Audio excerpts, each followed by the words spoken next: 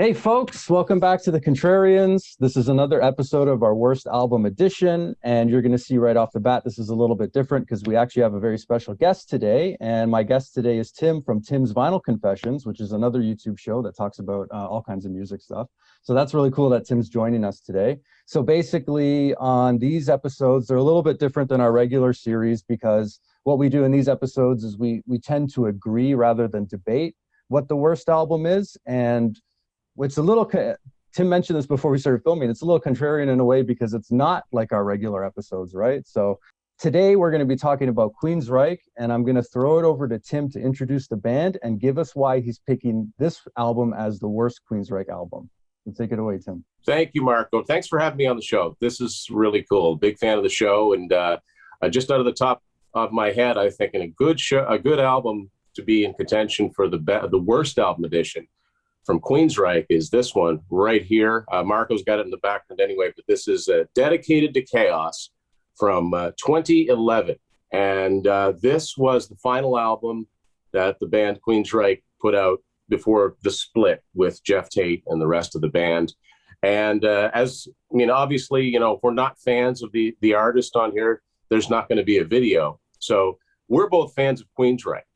So it's almost like we get to say this. We both agree this is a terrible, terrible, terrible album, and we're going to tell you why we think it's so terrible. But I think this is actually like the absolute rock bottom that a good band could ever reach. A really musically capable band. There's lots of reasons for that. There's lots of personal turmoil, and the end result is an album that I find it a chore to listen to from start to finish. And the only reason I listened to it within the last week is because I knew we were doing this. So I had to cleanse myself with some of the good Queensryche albums, or my opinion, the good Queensryche albums, to sort of, exercise this from my eardrums. So Queensryche, just a very quick background, of course, Seattle, before there was such thing as a Seattle sound, but they're from Seattle. Debut EP came out in 1982 on their own label, 206 Records. They got picked up by EMI. This 4-track album, it was reissued as a 5-track when the CD came out. Very heavy metal, very Maiden-esque on this one, and they were considered one of the bright lights of American heavy metal. First full-length album came out in 1984. The Warning. This contained "Take Hold of the Flame," which is one of their first. It was a big anthem, but I think it's one of the longest surviving songs in their set list. It wasn't a hit single or anything. It might have been in Japan, but I know it became a staple of their set. 1986, a little bit different. Rage for Order. This album was a little bit different for them. Still quite heavy in places, but a lot more production, bells and whistles, and some of the best fashion sense ever on this sort of like new wave meets heavy metal. And generally, we're not doing a best episode one, but generally the most loved Queensryche album is this 1988 Operation Mindcrime, a concept album at a time when there were no concept albums. This was the first album from the band to go gold, although the previous ones were eventually certified gold. This eventually went platinum, if not double platinum. Got a lot of airplay for videos for I Don't Believe in Love and Eyes of a Stranger. Kind of signaled a new direction for the band. This frequently comes up as the best Queensryche album, and one of the best prog albums, one of the best concept albums too. Biggest album, 1990 Empire, and that was their double platinum album. That contained Silent Lucidity, which was nobody expected a band like Queensryche to have a top 10 single, but that's exactly what happened. It went to number 9 on Billboard. Took about 4 years to follow that up with a very dark, moody album, which I still like, called Promised Land. Then in 1997, they did an album which didn't sell very well. Up until now, their albums went platinum, if not gold. But 1997, they put out Here and the Now Frontier. And that was the last album with Chris DeGarmo, their guitar player, and one of their main songwriters. After that, the story of Queensryche gets a little bit confused. 1999, they hired Kelly Gray to replace DeGarmo. They put this album out, Q2K, which was all right. DeGarmo comes back to write a few songs, I think 4 songs in total for this album, Tribe, which I don't think is all that great. So I don't subscribe to the theory that without DeGarmo, they can't make good music. They can't necessarily make good music with him either. And I think he's pretty much retired from the music biz. Controversial album for them, probably the most controversial one, is this one, 2006, Operation Mindcrime 2. I actually like this album. It's what it says. It's a follow-up to the story, the story of the first Mindcrime album. This album, though, the controversy behind it is that very few of the actual band members play on this. It was outside musicians like Jason Slater and Kelly Gray and of course Jeff Tate. But I didn't think it was that bad. And then they do another concept album. They did a covers album in 2007 called Take Cover, but that was covers album. 2009, they came up with this, American Soldier, which is a concept album. And I think it's an interesting concept. I don't think it's that interesting or great an album, but, it's okay. And that leads us to this. Now, here we are. You mentioned Empire, and even Jet City Woman was on Empire, and that was a massive song too. I mean, that's one of their most played songs live. My uncle, who was a musician in the 80s and the 90s, his band Slam Glory covered Jet City Woman. So like they were a pretty far-reaching band and had a lot of massive appeal. I think part of the reason why this album kind of fails for me is it's not super appealing in a lot of ways, like some of the earlier stuff was. It's accessible to Queensryche fans, but not much more after that. Critical consensus on Dedicated to Chaos is pretty low. I mean, like all across the board. I mean, like there was some, it's either mixed or negative reviews. I looked at some reviews on Encyclopedia Metallum, and I looked at user reviews, and most of them had the album scoring often below 50%, and in some cases 0%.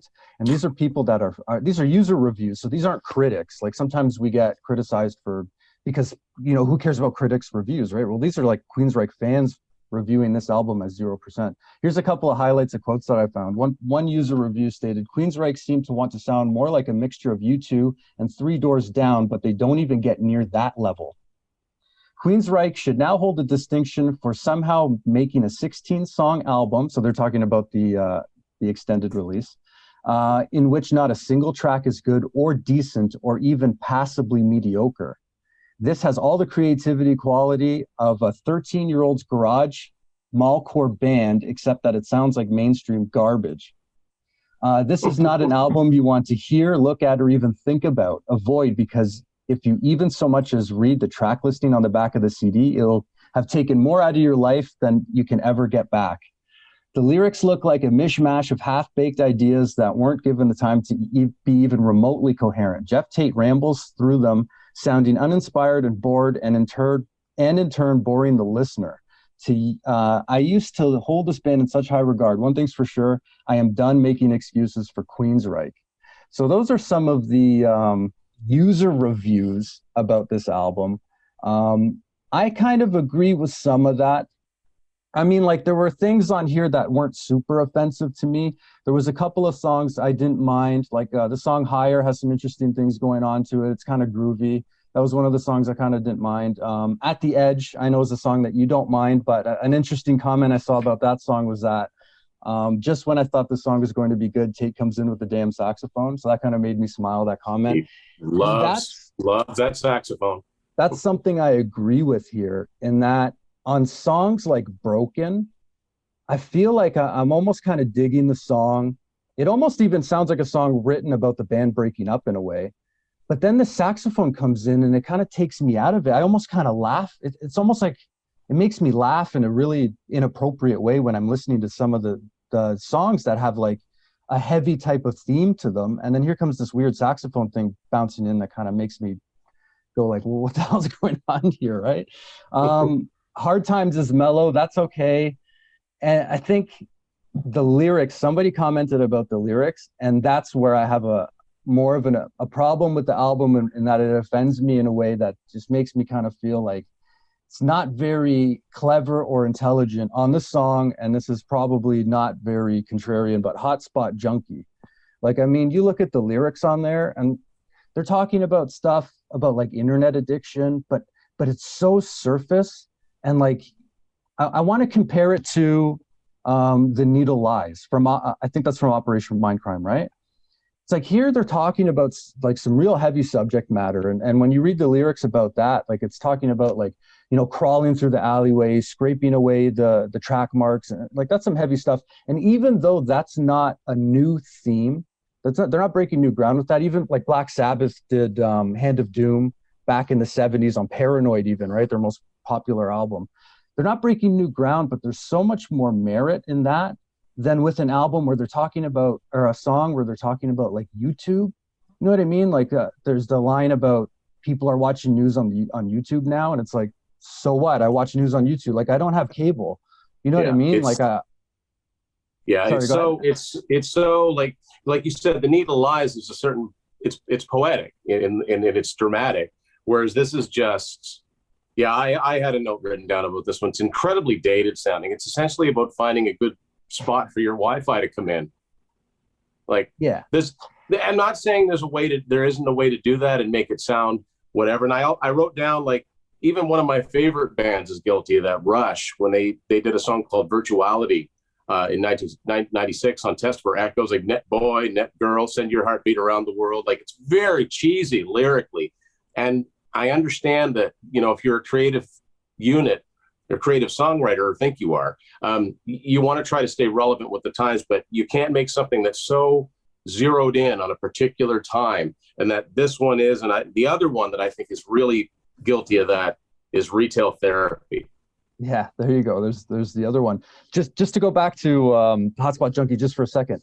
That's where, when you read the comment, like, this is half baked, that's where I like totally agree with, okay, you have an idea about to do something about the horrors of like internet addiction and stuff like this, but there's so much more either clever stuff that you can say or darker themes about the internet. And I just feel like they had this idea, let's write a song about the internet, and then they're talking about YouTube and stuff. That didn't work for me at all. And yeah, go ahead with Retail Therapy, because that's another one I had an issue with, but I want to hear what you had to say.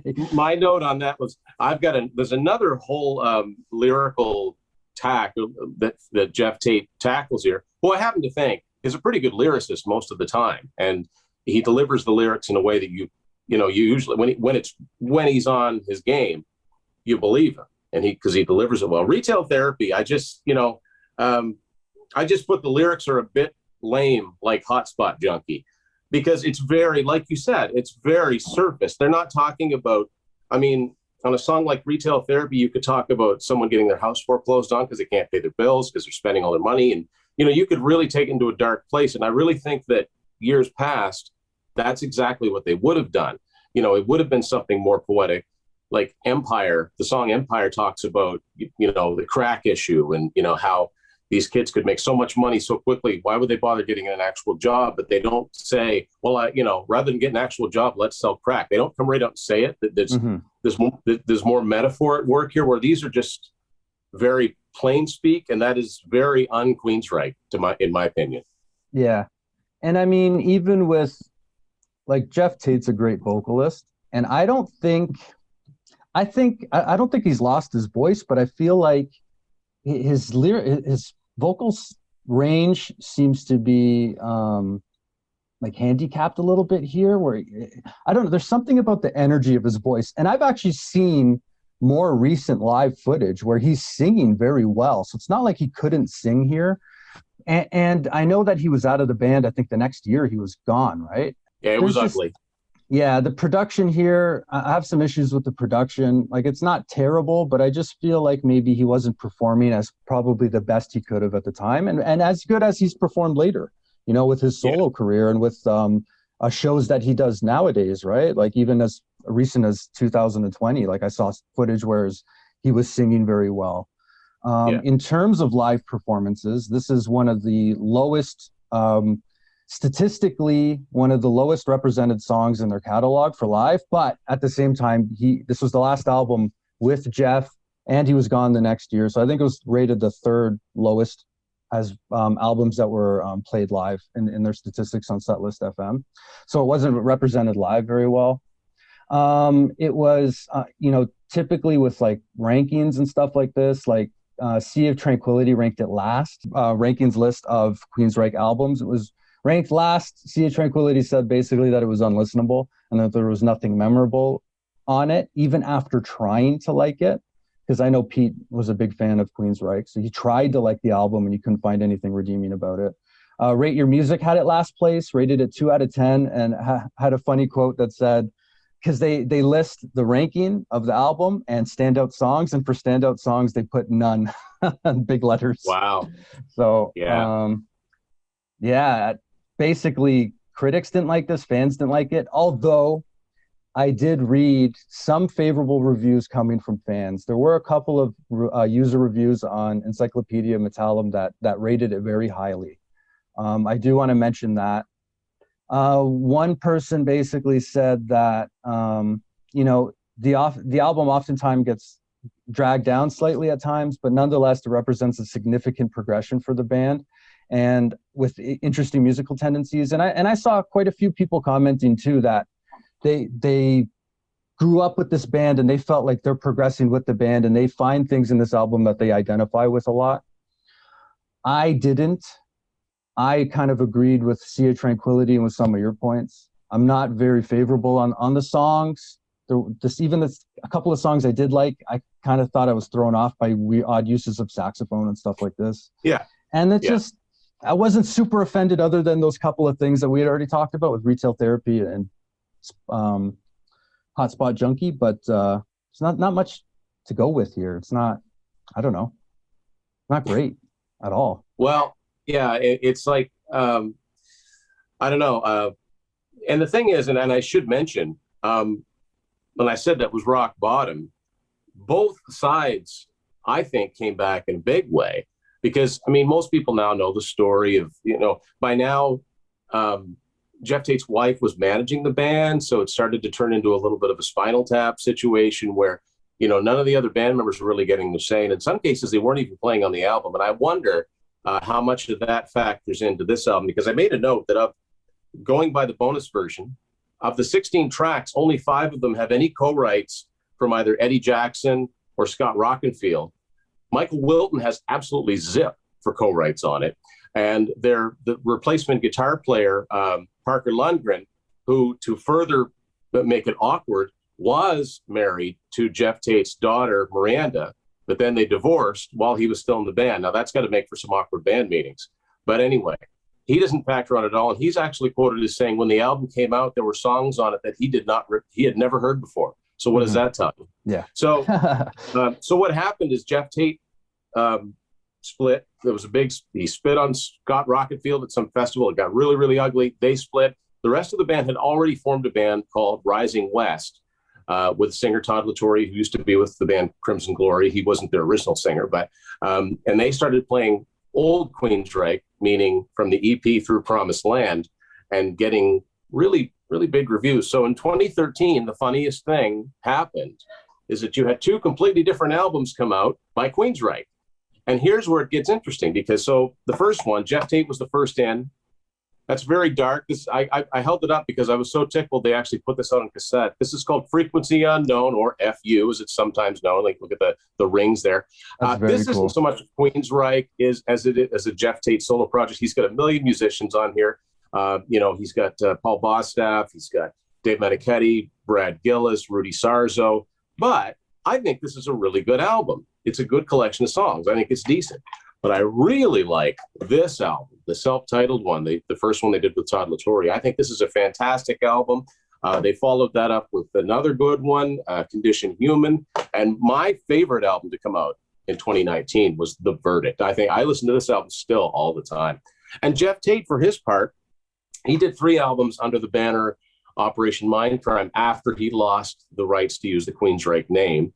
And he did 3 albums right in a row, 2015, 2016, 2017. The best one, I think, is this one called The Key. It was a concept. The whole thing was an overreaching concept. So both sides came out of this, I think, making better music, but it's almost like they had to completely crash and burn to do this. Like rise from the ashes like the phoenix, right? Oh, yeah. Another point I wanted to make about... No, sorry, Marco. Another point I wanted to make about this. The song I hate more than anything else on this album is the 3rd track, Got It Bad. I hate this song like you would not believe. Tate, he's trying to be seductive, and he's determined that the hook of the song is like, you've got those sunglasses on. And every time he says it, I die a little more inside. Now, getting into this, I wrote that it's creepy. Now, here's one of the reasons why it's creepy. If anybody remembers around this time, things were really, really strange in the Queensrÿche camp. They were doing, like, I know Tate got into the wine making, which is fine. A lot of people did that. But they also started playing these, like, burlesque shows. And he would have his wife and daughter as dancers walking around as the band played. And it's like, ew, you know? So, yeah. And there's a few other songs here where he's trying to do this whole seductive thing. So the song Drive, which I also didn't like, although I said at least the drums sound like Queensrÿche on this one. Another one, which is my second on this album, is the song What We Do, W-O-T, What We Do. Again, this almost reads like an ad for one of those burlesque wine tasting shows. If you listen to the lyrics, come join in. Like, I don't even want to go there with the, the implications, but, and you mentioned the live, like represented live. The one track that they seemed to stick with live was the song Get Started, the first one, which is like a really boring AC/DC sounding. It's very, very basic. I mean, it's not bad, but there's just not a lot to it. And surprisingly, the other one is the last song called Big Noise, which is the only acoustic on the album, and that can be really good for Queensrÿche.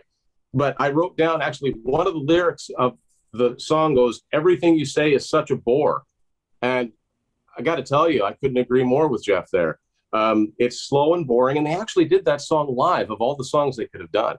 Like, I really think At the Edge is pretty good. Another problem I have with the album is that even the decent songs go on way too long. Like, a song would be like 5.5 minutes long, where it would have been perfectly good as a 4-minute song. But that's not bad. I think that the song The Lie isn't bad. Another thing I hate about this is the packaging. Now, I will say the album cover itself is not bad. Okay, you get the upside down band photo. Now, look at that. Other than Tate, does this look like a happy band to you? No. No. But they've got the song titles. Some of them are right side up. Some of them are upside down. The 4 bonus tracks are scattered throughout here. And the asterisk is so small, it's hard to tell what actually are the bonus tracks. I really just hate the packaging, and the way they did that. I actually got more information about this album easier from the Wikipedia entry for it than I did from buying the actual CD. And it's one of those things where it's like, you hate spending money on something, but when you like a band a lot, you have to have everything they did. And this is like a rite of passage for a Queensrÿche fan. It's like, if you can get through this, then okay, you can you can keep listening. I didn't really have, like, I made a point at which ones were the bonus songs too. And actually a couple of the ones that are bonus songs, I thought were better than the actual 12-track listing, like Hard Times. I didn't think that one was too bad.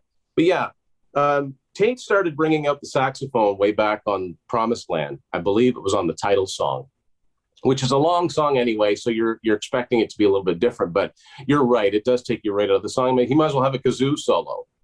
You expect it's really going along really good. That would have been more interesting, actually. It just takes you right out of it. And and I wrote at one point, boy, he loves that saxophone. Like, and then there's another really kind of creepy one. It's one of the bonus tracks. It's called Lovin' You, which is L, small u, small b, small n, capital U. First of all, the Ghost of Prince called. He wants the song title back. They're way overboard on the electronics and percussion. And Scott Rockenfield is probably, of all the band members at the time, was probably the guy that was most into this, because there was a lot of percussive elements to it. And he said something about it's like a modern version of Rage for Order. And I have to wonder what version of Rage for Order he listened to, because I didn't hear it. There's very little on here to me that actually sounds like Queensryche. Like, I put Around the World sounds like second-rate U2 to me, or Coldplay, or you name it, like with Tate on vocals. I mean, obviously Jeff Tate is unmistakable. You can pick him out anywhere. Mm-hmm. The song Broken is like a slow piano ballad. It's kind of mournful sounding. Now, they've done songs like that before successfully, like the song Someone Else that's on Promised Land. That's a nice, slow piano ballad. This one is just like, I don't know how many times I'd be listening and I'd look over and go, is this done yet? Like, can I take this out already? It's just a chore to listen to. And like I said, I pretty much like what they did before, and I really like what both sides of them have done after. I don't know why. It's like all of their worst ideas or tendencies, or Tate's worst ideas or tendencies, all came out here. It's interesting because it is polarizing to some fans, because I did read a lot of user reviews that were very positive on it. But a lot of people like yourself were saying things like, I'm a lifelong Queensryche fan, and this is the album that did it for me, and I have to check out at this point. You know what I mean? But it was polarizing because there were a few reviews that were favorable towards it. There was no critical reviews that were favorable. They were usually mixed at best. But if you had to rate it out of 10, what would you give it? Wow. Well, I would probably give it a 3. I wouldn't give it any higher than a 3, maybe a 2, but I give it a 3 only because of At the Edge is not bad. That's actually, there's a good song in there. And I think The Lie is pretty good too. And there's a couple other songs that at least sound like Queensryche, but overall, yeah, I'm going to give it a 3. Yeah, I would probably say that for me, it fails as a Queensryche album. And I know some people love it, and that's fine. Like, music is subjective, right? Yeah. But for me, it kind of fails. For me, it's like, I don't know whether to rate it a little bit higher because it made me laugh a couple of times or not, just because it's like it invoked a reaction in me, right? So it's like it at least did that. I would probably say, because those songs, the songs about the internet, like, I don't know, like that just really, again, now if I wrote a song about the internet, it probably wouldn't even be as good, but I'm not a professional musician, right? So yeah, that would like, those kind of lyrics are maybe things that I might have came up with if I wrote a song. So for that, I'd have to definitely be under a 5. Docket some points for that. Yeah, I think I'm probably right around with you, actually. Probably like a 3. I think I agree with that. Because yeah, I mean, like, you have to compare it to the success of their best stuff, right? Because we're rating it on a scale of Queensryche albums. And it's like, man, if you're going to give Empire or Operation Mindcrime like a high number, to give this any higher would diminish the strength of the good albums, right? So it's like, yeah, you know, I know that there are Queensryche fans who would say, oh, they're all 10 to me, but I mean, like, then that kind of diminishes the strength of the really good albums. And I just feel like there's not a lot of mass appeal here, and I would probably, I'm right with you, I'd probably give it a 3. Well, allmusic.com, I don't remember the exact wording, but it's like, you know, they've somehow managed to not only, basically, it's like they're not pleasing anybody. They don't even, they're completely unrecognizable than the band that they started as. And listen, they're a progressive, or they're considered by some to be a progressive band, and a progressive band by nature needs to change. And I understand that. And I've been with most of the changes, but there has to be something there that appeals. And I just don't think there's much here to appeal. Like, you know, if you can't get into it lyrically, if you can't get into it musically, what are you left with? Hey, the cover's kind of cool. You know, like, to me, there's just not a lot here. And considering what came after it, I don't know, like, it's almost like this was literally a contractual obligation. Like, they signed a deal. This is the only one, I think, it's the only one they did on Roadrunner Records. So it's almost like, okay, you get one album, and then it deteriorated so much, the relationship with the band members, that's like, oh, let's just get this thing out so we can get back out on the road. And you know, it's obviously there was effort put into it. You know, I'm not going to say it was phoned in. Maybe some of the lyrics are phoned in, but there was obviously effort put into that. I mean, they worked hard enough to put out a 12-song album with 4 bonus songs. You know, they worked a little bit on the artwork, but maybe that effort was misguided. I don't know. I'm just really, really glad that we got, you know, 2, you know, I'm basically on the band side of things, because I love how they heavied back up. And it's not just a matter of getting heavy. I think they learned how to write really great songs again. Todd's been the shot in the arm that band needed. And Jeff's done some great stuff on his own as well. Like I said, I really like Frequency Unknown, Against All Odds. And it's, to me, it just purged the memory of this album completely. As a matter of fact, I didn't even own this album when it first came out. I had heard it. I bought it used, because I'm happy to say I didn't pay full price for it. But the other thing is that, okay, anybody that would really rate this album highly, I would say it's a little bit like, this might be an odd comparison, but it's a little bit like The Elder from Kiss, which I really like that album. But I was 7 years old when that album came out. So I heard that album with a bunch of other Kiss albums all at once. And maybe if you heard the entire Queensryche back catalog now, this wouldn't stand out as much as it does. But being a fan, like I got on board with Queensryche sometime in the early 90s. I wasn't there from the very beginning, but I was there for this album when it came out, or at least ready to be there for it. But when I heard a bunch of it, I'm like, I'm not going to knock myself out picking that one up just yet. Yeah. So sometimes that has something to do with it. If you heard it, if you were expecting it, waiting, and that's what you get, or if you hear it all at once in context of the entire catalog, I think it's easier to say, yeah, you know, it wasn't so bad, rather than you've heard all the other stuff before, you're ready for some new stuff, and you don't particularly like the new stuff. Mm-hmm. It's like, now I got to wait a few more years before I hear something else. Yeah, that's a great analogy, actually. I'm going to give two more statistics before we wrap it up, because these are very interesting. There's two things that are for sure about Queensryche. In all the research that I did and all the rankings lists I looked at, there's two constants. Operation Mindcrime was constantly number one, and Dedicated to Chaos was constantly ranked last. Now, wow. This will just say everything right here. Queensryche has 15 studio albums. Dedicated to Chaos. Now, I use a website called Best Ever Albums because it's very objective. They take statistics, almost like a computer takes statistics from all across the internet and takes all these ranking listings and all these other different things and calculates the order of the albums from best to last, right? Dedicated to Chaos out of 15 studio albums is ranked number 20 on Best Ever Albums, you know? So they also included live albums and stuff like this. But I mean, the only album that ranked lower on Best Ever Albums was The Art of Live, which was a live album. So all the compilations, all the studio albums and stuff like this, it was ranked 20 out of 21 on Best Ever Albums. So that's probably sums up everything that we're talking about.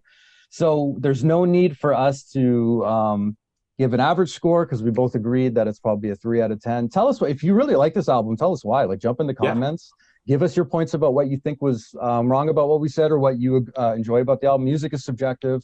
It's maybe we agree that it's the worst, but maybe you disagree. But tell us which Queensryche album is worse than this one, right? So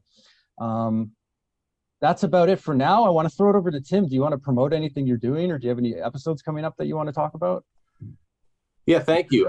Well, my site, my page is called Tim's Final Confessions. It's on YouTube, and you can follow me on Instagram, Twitter, and Facebook as well. I do a new episode every week, usually on the weekend. And I appreciate all the support, and thanks, Marco, for having me on here. This has been a lot of fun. I have to say about, this album, it is possible that you change your mind over albums over years. I mean, that's happened. And so when I first got this idea and I approached you about it, I said, well, now I got to listen to it again. And I thought, wouldn't it suck if all of a sudden I listened to it for some reason, I really like it, and I changed my mind about it. But if anything, it wasn't better than I remembered it. It was even worse. Right. And I want to thank you for ruining my life for a week, for having to go and listen to this album. But no, thanks. No problem. For jumping on. This was really cool. We haven't had a special guest before, so this is really cool. Anybody who wants to follow Tim, you can follow him at Tim's Final Confessions. He has his own YouTube channel that he does stuff on, which is really cool. Martin Popoff has been on Tim's show before. If you want to like or subscribe our channel, that would be cool too. We have, of course, our Patreon and our Ko-Fi if you want to support us. We have exclusive content on the Patreon website if you want to go support us there. And we appreciate everybody for stopping by and checking us out. And this was really cool. So thanks, everybody. We'll see you again next time.